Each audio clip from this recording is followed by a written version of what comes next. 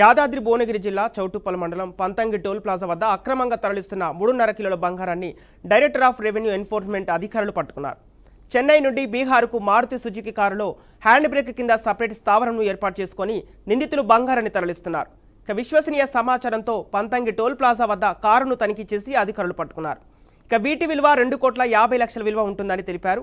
ముగ్గురు నిందితులను అరెస్టు చేసి వారి వద్ద నుండి 3.5 కిలోల బంగారం, మారుతి కారును స్వాధీనం చేసుకున్నారు.